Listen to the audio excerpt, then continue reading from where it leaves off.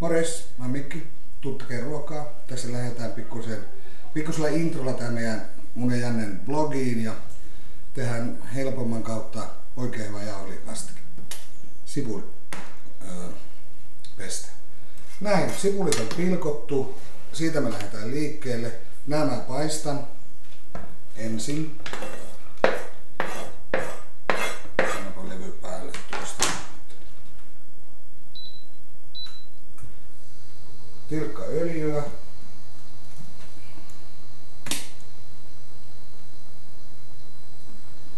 Ja sitten pikkusen voita.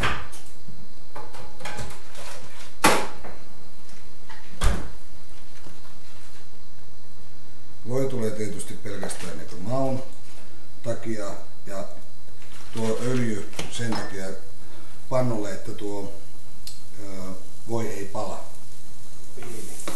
Kun on piivi. Joo, siitä muuten mulla on aivan loistava yksinkertainen resepti tolle pippurikastikkeelle. Tehdään se joku päivä tässä, kun kerätään, kun seuraavan kerran, kun vaikka ensi viikon lauantaina, niin saanko mä laittaa tuo päälle? Laita vaan. Näin. Sitten mulla on Öijämarketista ostettua aivan huippu jauhelihaa, paistijauhelihaa.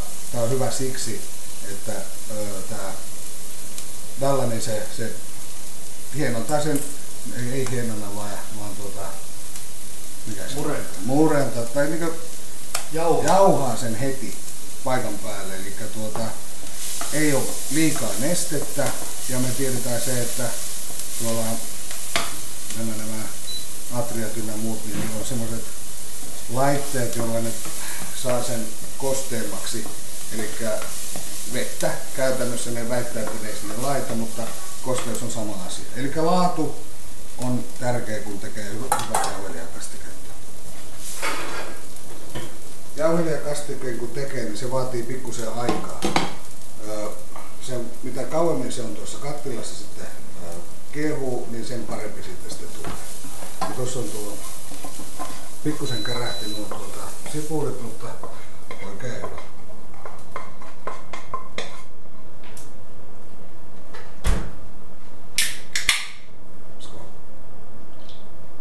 Eli tää olut oli muuta. Tosin mä käytän tätä kyllä myöskin kastikkeessa kohta näkemään. Sitten seuraava on tomaattipyre. Se laitetaan tuohon kuumalle pannulle. Semmonen puoli ruokalusikallista, ehkä pikkusen enemmänkin tässä tapauksessa. Mulla on 600 grammaa tuota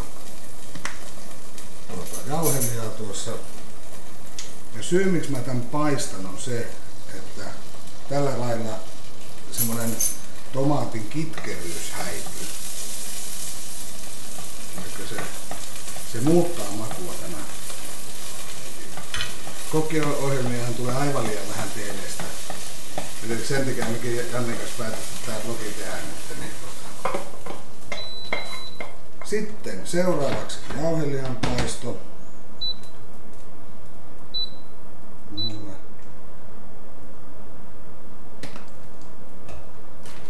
Sitten voita. Miksi sä laitat molempia? Se voi on jälleen sen maun takia. Elikkä kun nyt on lauantai, niin lauantai lounalla saa olla vähän ja kyllä se arkenakin se voi, kyllähän se on kaiken ajan. Ja kerma, mutta ruokakerma tässä tapauksessa on ihan yhtä hyvä. Sitten kun lähdetään paistamaan, niin ei laiteta koko klönttiä sinne kerralla, vaan laitetaan pienissä osissa heti kun tää pannu mulla tässä lämpenee, niin syy on se, että sillä tavalla se ruskistuu se jauhelija paremmin, eikä sitten muuten se jää harmaaksi. Ja se ei ole tai harmaampi, eli se ei ole kivan näköinen.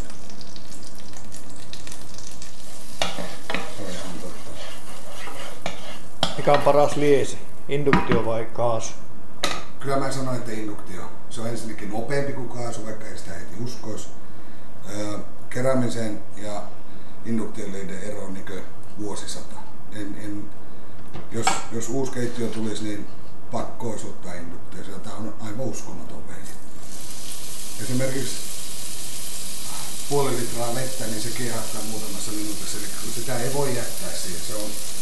Se on niin paljon nopeampi. Jopa kaasua nopeampi. Tottahan se on hienon näköinen kaasuliesi. Ja sillä pystyy vähän päässä niinku liekittää kassailemaan niin muuta, mutta kyllä tämä on paljon parempi nää.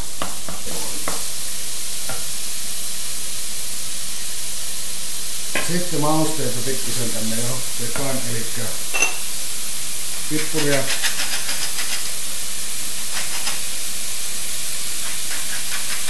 Noin.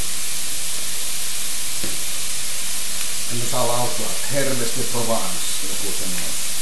Tätä pikkusen myöskin.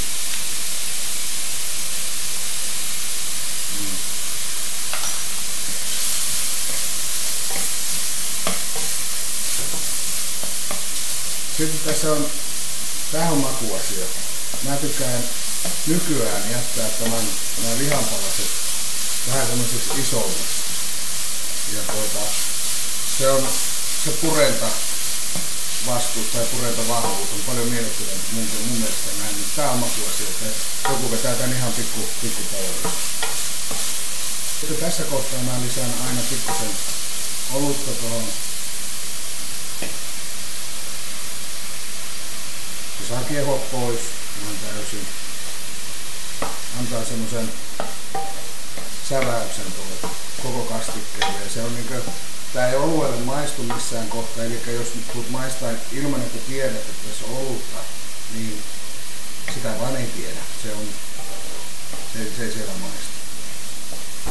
Ruoanlaitto on mukavampaa asiaa, ei taida ollakaan. Tää on aika huippu. Mielellään vaikka koko päivän täällä. Nyt mä teen itse asiassa huomisen lounaan meille valmiiksi. Ja myöskin oma iltapalan. Jos me keretään Jannen kanssa, me tehdään vielä kanaa tässä. Jos siinä sen verran. Sitten suurustus. Oho, mä oon oikein sotkenut täällä. Suurustaminen. Jauho. Mulla on tässä Miksi on ruskeata se jauho? Mä oon paahtanut tämän. Tästä tulee kuva myöskin sitten sinne blogiin. Eli uuniin tuolle leivinpaperille ja uuni täysille ja noin 15 minuuttia. Tää kärähtää aika helposti, että se riippuu tietysti uunista. Mutta tässä on se idea, ja tää tulee itse asiassa perhosta tää koko ajatus. Eli nyt kun mä teen ruskean kastikkeen, niin mä en käytäkään rasvaa siinä ollenkaan, eli voita. Eli tää nyt pikkusen yritetään katsoa näitä hienoja linjoja ja näitä poskia, niin tässä on se ajatus. Eli ruskea kastike ilman ylimääräistä, niin turhaa rasvaa mun mielestä. Onhan se hyvän makuinen, en mä sitä väitä, mutta tää on loistava ajatus. Ollut joskus täällä Seinä K verkosta ja terveiset vaan joskus katsot tämän. Elikkä sitten mä sen teen näin kylmän rauhallisesti. Kylmää vettä. Aina kylmää vettä.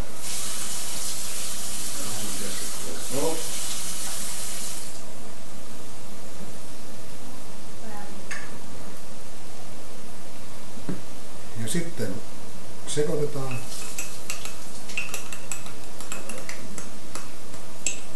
Tähän on ihan oma keino tähän. Ups. Elikkä tämmönen.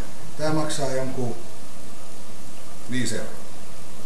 Ja tonne noin.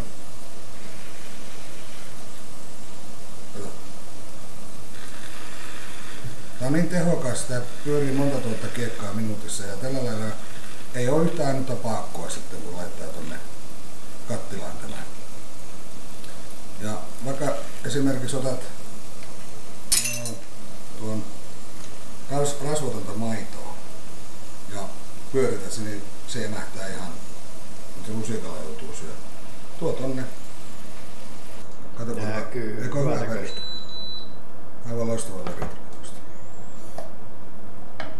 Ja tätähän sitten kannattaa, kun näitä tekee, niin se pitää olla semmoinen ohut kerros siihen leivinpaperille 15 minuuttia.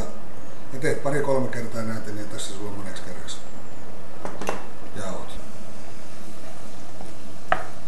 Sittenhän on tietysti yksi vaihtoehto, on tää maitseena-suuruste, mutta mun mielestä tää sopii jauhelikastikkeeseen paremmin tämä jauho.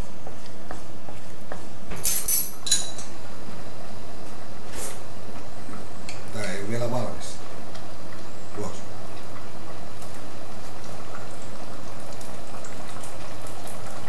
No niin.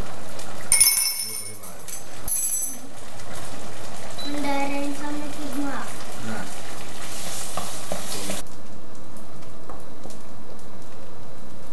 Okei, nyt alkaa vähän kohta. Sitten tietysti lihalimikuutio. Janne opetti mulle, että pitää olla tätä, jos se on mikä tuo natrium glutamaatti, se nyt oli.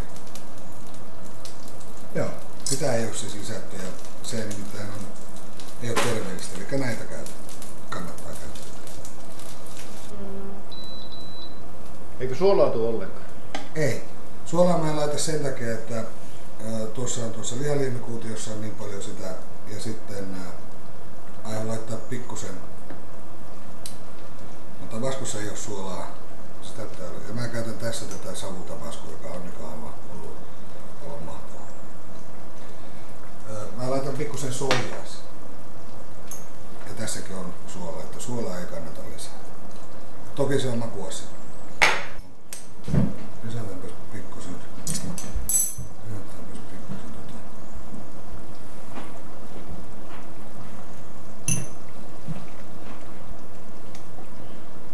Jaha, no niin.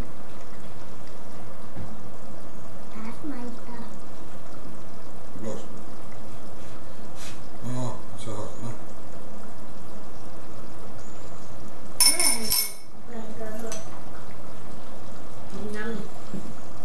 Hyvä.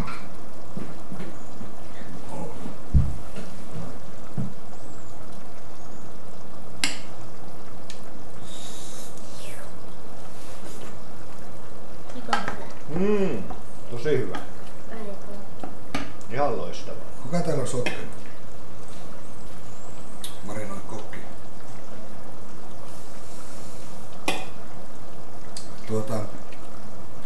Eipä siihen muuta sitten oikeastaan muuta kuin tämä. Tää saa nyt sitten kiehua tossa.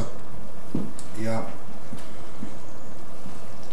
vielä tuo, katsotaan tuo, onko tää tarpeeksi paksu. Mä lisään pikkusen tuota. Näitä on liian vähän siihen alkuun. Tähän pystyy aina lisää. Ja jos se menee liian jämäkäksi, niin ei muuta kuin vettä perään. Sitten ruokakermaa. Tää on ihan hyvä. Tätä ei tarvitse kuin pikkuloraa sulla laittaessa.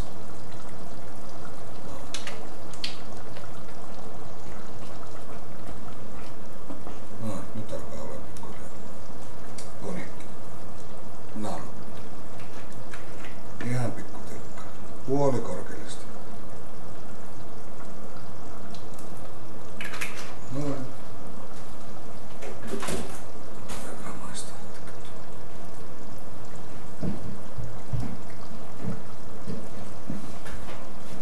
Elikkä nyt mä laitan sittenkin suolaa. Tää on tärkeä asia. Tää on Himalajan vuorisuola. Myöskin diilistä joku 4 €. Pakko suositella. Tää on loista. Se on siinä. Jotain mä en oo unohtanut.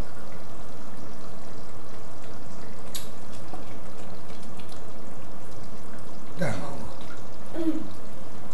Ei. Juu, tärkeä. Erittäin tärkeä. Sokeri. Se on se sokerin pullo, missä se on tuolla.